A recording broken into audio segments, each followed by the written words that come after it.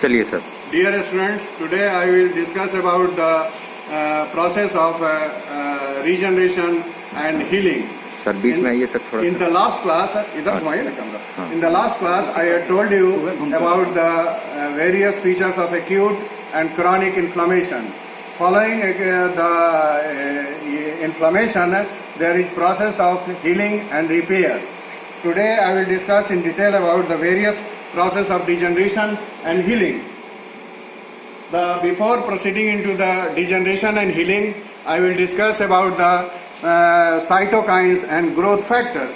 The cytokines are small proteins, that is cell signaling molecules that communicate with the interaction of the various cells.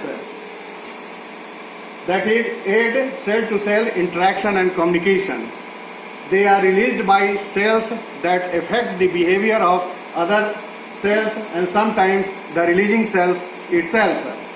Cytokines are biologically active substances released by certain specialized activated cells like lymphocytes, macrophages, epithelial cells, endothelial cells, connective tissue cells, fibroblasts and platelets, and are peptide mediators or intercellular messengers that regulate immunological, inflammatory and reparative host response. That is, cytokines modulate the function of other cell types. Cytokines have certain names like lymphokines, monokines and chemokines. The cytokines hormones that have certain functions like autocrines acting on itself, that is releasing cell itself. Then second is paracrine effect, that is cytokines act on neighboring cells locally and not remote. And endocrine cells, the endocrine effect that has a remote effect. Then they have immunoregulatory effect, then pro-inflammatory effect, then hemopoietic reconstitutions constituted by granulomonocyte colony stimulating factor and interleukins, as well as have activities that fall in more than one category and work in concert with other cytokines. Then the cytokines are classified into 6 types. First is interleukins. Interleukins are produced by leukocytes and which exert a regulatory influence on the other cells. That is substance that allow communication between the various leukocytes. Then the cytokines are classified as interleukins, colony stimulating factor, tumor necrosis factor, then interferons, growth factors and others.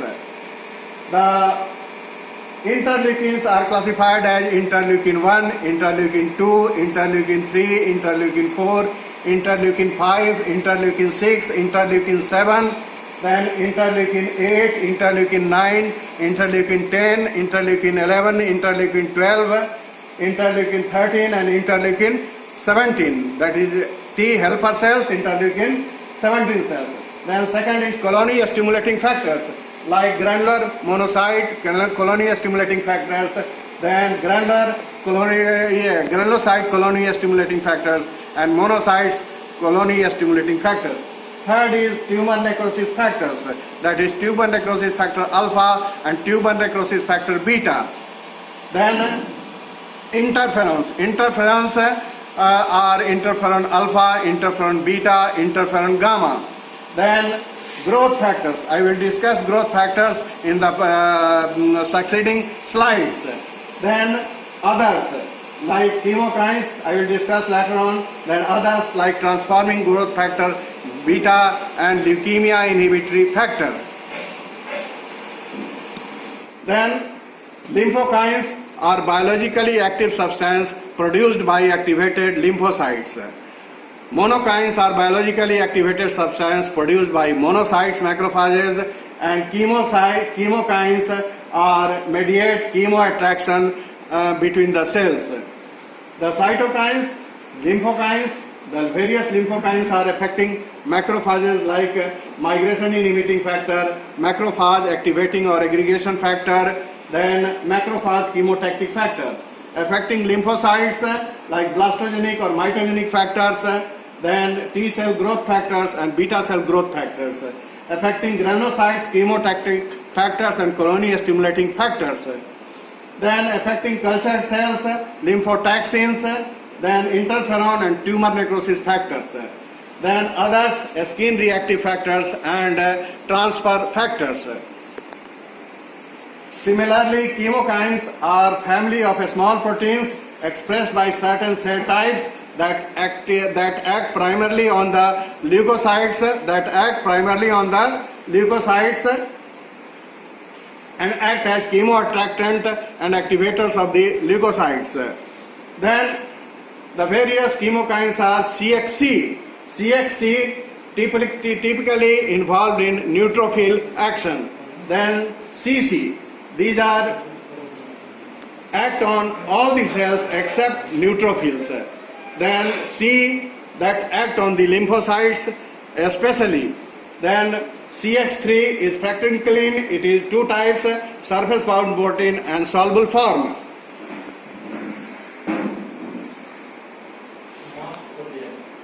Then growth factors. Growth factors are polypeptides or cytokines that are involved in cell locomotion, cell contractility, cell proliferation, then cell differentiation, angiogenesis, morphogenesis, tissue organization, and activities having growth promoting effects. The various growth factors are discussed as the epidermal growth factors activating growth of epidermis. Then second is transforming growth factor alpha and beta, then hepatocyte growth factor, then vasculoendothelial growth factors, vasculoendothelial growth factor A, B, C, D isoforms, then platelet derived growth factors having isoform A, B, C, D also. Then fibroblast growth factors, that is acidic and basic fibroblast growth factors. Then keratinocytes growth factor, insulin-like growth factors, tumor necrosis factor alpha, nerve growth factor, then heparin binding growth factor. Besides these 11 other growth factors are angiopoietin 1 and 2 activating thrombocytes formation and release. Then erythropoietin released by kidney and involved in the erythropoiesis. Similarly, thrombopoietin activates thrombopoiesis. Angiopoietin 1 and 2 activates angiogenesis. Then mesenchymal growth factors involved in connective tissue, fibroblast growth, proliferation. Then bone morphogenetic protein. Similarly, myostatin involved in muscle proliferation, skeletal growth differentiation factor 9, and placental growth factor. The growth factor activity is mediated through binding to a specific receptors, ultimately influencing the expression of genes that can promote entry of cells into cell cycles, promote replication of living blocks, then prevent apoptosis, enhance biosynthesis of cellular components like nucleic acid, proteins, lipids, and carbohydrates, and give rise to mother cells and give rise to daughter cells. The cell players for growth factor source and targets are lymphocytes, especially T lymphocytes, then macrophages, platelets, endothelial cells, fibroblasts, keratinocytes, mesenchymal cells, and smooth muscle cells. The signaling has effect of the growth factors or cytokines, autocrine that is acting on the same cells, paracrine acting in their next neighbor cells, many growth factors, and endocrine far away that is having remote effect via blood or steroid hormones. These figures are showing autocrine signaling that is released by the cell and acts on the same cells. Then paracrine cells released by the cells and act on adjacent cells, and endocrine signaling affecting remote cells. Similarly, growth factors, there is growth inhibitors like calones. The calones are growth inhibitors are transforming growth factor beta, then anti-mitotic cytokines like transforming growth factor beta, alpha interferon, prostaglandin E2, contact inhibition, and density dependent regulation of growth in the cell culture. Now coming to healing and regeneration or repair proper.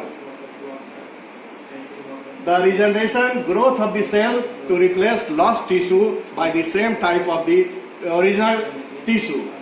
That is, regeneration is growth of the cells to replace lost tissue by the same type of original tissue. Healing is a reparative tissue response to a wound, inflammation or necrosis. Often leads to replacement by connective tissue, healing by fibrosis. Healing needs a wound, inflammatory process and necrosis. Many diseases appearances anatomically are result of healing, such as atherosclerosis often ends with healing, often ends with a scar. Then fibrosis is one of the three possible outcomes of inflammation follows healing.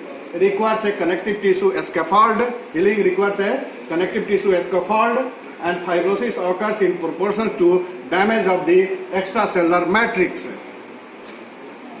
This is regeneration. Regeneration is the replacement of the lost structure by the same type of original tissue.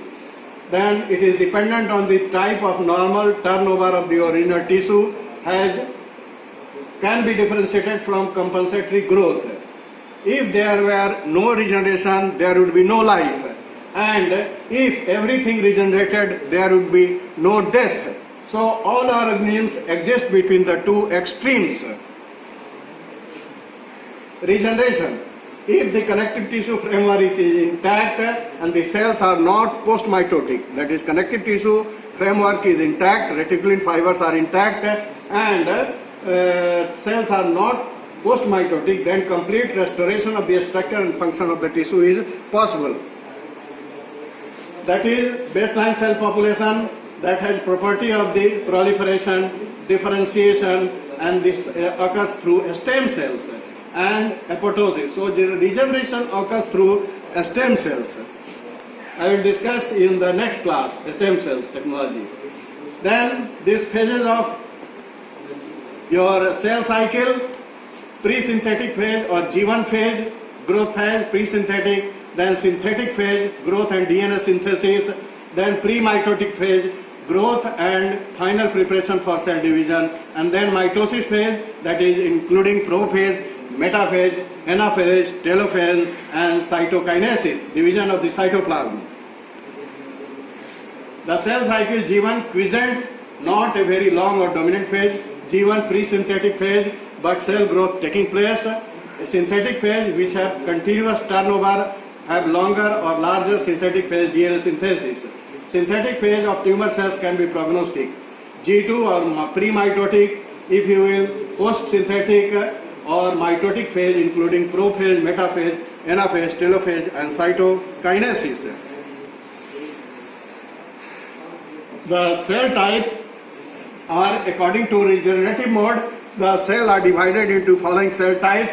First is labile or continuously dividing cells like bone marrow cells, gastrointestinal cells, epidermis, then endometrium cells. Then quiescent or stable cells. They have certain property of regenerative burst, including liver, kidney, parenchymal cells, thyroid, adrenals and pancreatic cells, and non-mitotic or non-dividing cells, permanent cells, including neuron and striated muscles. This is about the various cell cycle, and this cell cycle, this is the continuously dividing labile cells, epidermis, GI tract, endometrium, then quiescent cells like parenchymal cells, hepatocytes in the kidney, liver, and pancreas and adrenals, and non-dividing cells, permanent cells, including neurons and cardiac myocytes. Then healing. Healing follows inflammation, proliferation of migration of connective tissue cells, that is fibroblasts, and angiogenesis, neovascularization, collagen, others, extracellular matrix protein synthesis, tissue remodeling, wound contraction, increase in wound strength or scar fibrosis. So let us make this simple as possible: neutrophil, endothelial cells, fibroblast formation. this is about the various healthy granulation tissue. This is healthy granulation tissue. As I have told you, granulation tissue is actively growing fibroblasts with new capillary buds. Granulation tissue is actively growing fibroblasts with new capillary buds, giving the tissue pink, slightly pink and granular appearance, hence the name granulation tissue. Then angiogenesis. Angiogenesis occurs by endothelial precursor cells, EPC, and second by pre-existing vessels. The angiogenesis is stimulated or regulated by growth factors, especially angiopoietin, vascular endothelial growth factors, platelet-derived growth factors, transforming growth factor beta. Then also regulated by extracellular matrix protein like granulation, tissue organization and organizing inflammation. Angiogenesis, proteolysis of the vessel basement membrane, endothelial cell migration and proliferation, and pericyte recruitment. Here the angioblast coming from the bone marrow, pluripotent stem cells, totipotent or pluripotent stem cells, these angioblasts come and this reaches at the site of inflammation and causes vasculogenesis, controlled by vascular endothelial growth factors, forming proliferation and tube formation. Further, gain support by angiopoietin. Angiopoietin 1, so maturation of the vessels occurs, and so then this maturation is proliferation occurs in angiogenesis in the form of network of the capillaries.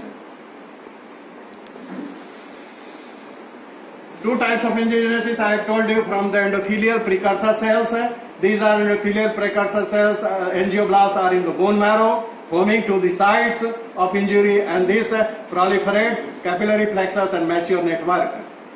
Then angiogenesis from pre-existing vessels, this capillary sprouting, then branching, proliferation and differentiation, and mature network is formed from the pre-existing vessels. So angiopoiesis occurs by pre-existing blood vessels as well as endothelial cell precursors that is found in the bone marrow in the form of angioblast that migrate to the site of the action. This is branching of the pre-existing vessels. Parent cell differentiation, mitosis and migration. Basement membrane degradation. This is about the granulation tissue, actively growing fibroblasts with the blood vessels, new blood vessels, capillary buds, new blood vessels formation. Similarly, actively growing fibroblasts, here there are connective tissue fibroblasts, and there is angiogenesis, proliferation of the various angioid tissue or capillary or vessels. Similarly is there, that is here the granulation tissue, the proliferating blood vessels and connective tissue fibers. So inflammation, proliferation and maturation. There is linear collagen deposition. Then macrophages, persistent stimulation, activation of the macrophages and lymphocytes, growth factors release, cytokines release, decreased metalloproteinase activity, that is tissue inhibitor of metalloproteinase activity, decreased collagen degradation, so collagen synthesis is there. Here the proliferation of fibroblasts that causes increased collagen synthesis. Repair by fibrosis, angiogenesis, migration, proliferation of fibroblasts, deposition of extracellular matrix, organization of cells, remodeling and fibrosis, scar formation. Fibrosis or scarring, deposition of the collagen by fibroblasts. Fibrosis occur in proportion to the damage to the extracellular matrix. Fibrosis is stimulated by or regulated by various growth factors like fibroblast growth factor, transforming growth factors, beta and platelet-derived growth factors. With time, weeks, months and years, the collagen becomes more dense and the tissue becomes stronger. There is a scar, that is fibroblast is more fibroblast, fibrosis is there with some angiopoietic element. Angiogenesis. Same picture, Dense connective tissue fibers are there. Fibrosis is extensive. Similar picture, extensive fibrosis and collagen deposition. So inflammation, granulation tissue and wound contraction. Ultimately, by 30 days, contraction of the wound begins from 10 days and ends by 30 days. Wound healing. Healing of the skin wound occurs by two processes. Healing by first intention and healing by second intention. Healing by first intention is called healing by primary intention, and healing by secondary union. Second intention is called healing by the secondary intention. First intention, second intention. In the first intention, primary union, edges are lined up. Here edges are not lined up, more granulation tissue, epithelialization more and more fibrosis, scarring is more. So difference between primary and secondary union, first intention and second intention, this is a clean, this is secondary union, the wound is uncleaned. The generally uninfected in primary union, in secondary union it is infected. The margins are surgically clean, the margins are irregular in case of secondary union. Sutures are used in case of primary union and sutures are not used in case of secondary union. There is a scanty granulation tissue in the primary union and there is exuberant granulation tissue in the secondary union. Then neat, clean, linear scar is there and contracted irregular wound is there in case of secondary union. Complications are nil or infrequent in primary union and complications are frequent in case of healing by secondary intention. This is healing by first intention, healing by second intention. This is clean cut surgical wound. This is infected wound and large wound. By 3 to 4 days, inflammation, granulation tissue formation, then the angiopoiesis, fibroblast is more, scarring is more. Here fibrous union, less scarring. The healing by first intention, healing of the wound which has following characteristic, clean and uninfected, I have told you, surgically incised without much loss of the cells and tissue. Edges of the wound are approximated by surgical sutures. This is about the surgical suture. The skin approximated by the surgical sutures. Sequence of events: initial hemorrhage, acute inflammatory response by 3rd days, then epithelial changes, basal cells from the epidermis start proliferating and migrate to the surface. Then organization, fibroblasts also invade the area. Then by 5th day, new collagen fibrils start forming till healing is completed. Then 4th week, scar tissue is scanty, cellular and vascular element is formed. First intention, I have shown you in the previous year.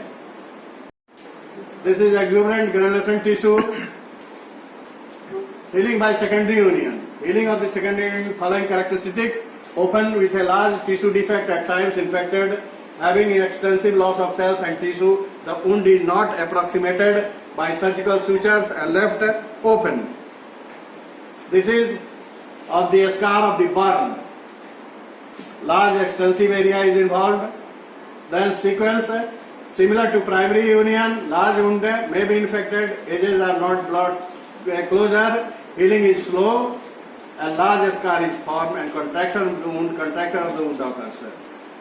So the sequence is again initial hemorrhage, inflammatory phase, epithelial changes, granulation tissue. In main bulk, with time the scar on maturation becomes pale and white due to increase in collagen and decrease in the vascularity.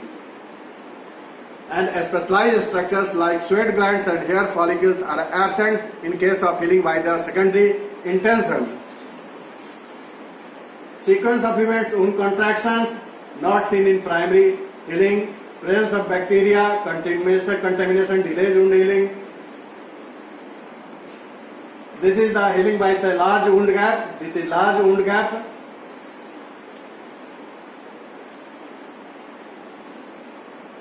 Large wound gap.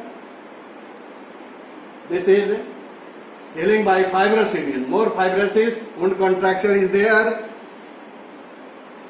Wound strength. Extracellular matrix lays down collagen. Extracellular matrix like when the fibrin reticulin fibers are intact, proliferation of fibroblasts and myofibroblasts which gets structural support of extracellular matrix.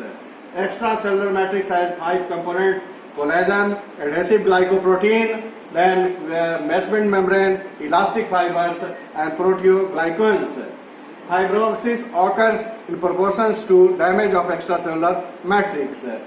Tensile strength initially depends on suturing. When suture is removed by 1 week, the tensile strength is only 10%.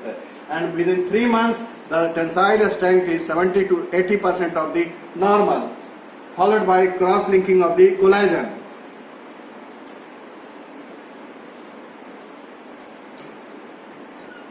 Extracellular tissue remodeling, outcome of repair, balance between synthesis and degradation of extracellular matrix. The synthesis occurs by metalloproteinase and it is inhibited by tissue inhibitors of metalloproteinase. Complications of wound healing: infection delays the wound healing, then there is implantation or epidermal cyst, pigmentation, rust-like color of the hemosiderin, rust-like color due to hemosiderin, deficient scar formation, inadequate formation of granulation tissue, then incisional hernia or wound dehiscence, then hypertrophied scar and keloid formation, excessive contraction, that is Dupuytren's contracture, and neoplasia, squamous cell carcinoma in Marjolin ulcer. This is contracture, Dupuytren's contracture, and this is keloid formation, excessive scar, hypertrophied scar. Factors influencing wound healing: local factors, infection, poor blood supply, foreign bodies in between suture, movement delays wound healing, then exposure to ionizing radiation delays wound healing, then exposure to ultraviolet light facilitates wound healing, and type, size and location of the injury is also important. Then systemic factors that decreases blood supply, like aging, rapid in young, and it is delayed in wound healing in older age. Then nutrition, malnutrition of vitamin C, zinc, and the zinc deficiency delays wound healing. Protein also delays deficiency of protein also delays wound healing. Then hematologic abnormalities like anemia, bleeding disorders, deficient neutrophil function, neutropenia delays healing. Obesity and diabetes delays wound healing. Then malignancy also delays wound healing. Then systematic infection delays healing. Then administration of glucocorticoids delays wound healing. Then organ failure delays wound healing. This is hypertrophied scar on the sternum. This is implantation cyst below ear lobule as a complications of wound healing. This is exuberant fibrosis and granulation tissue. Same, extensive fibrosis. Then program of wound healing. Tissue damage and bleeding occurs by 0 to 1 hours. Clotting occurs by 0 to 1 hours. Then clot stabilization and fibrinolysis occurs by 3 to 12 hours. And capillary dilatation and exudation occurs by 8 to 24 hours. Then migration of white cells and phagocytosis occurs by 8 to 24 hours. Capillary fibroblast migration and capillary division, granulation tissue formation begins from 3rd day to peak by 7 days or 10 days. Then collagen deposition starts from 5th day to 15th day and occurs up to 30 days. Collagen cross-linking occurs by 10 days and ultimately it occurs by 6 months. So tensile strength of the wound, I have told you, is only 10% by the end of 1 week, and by the 3 months it is about 70 to 80%.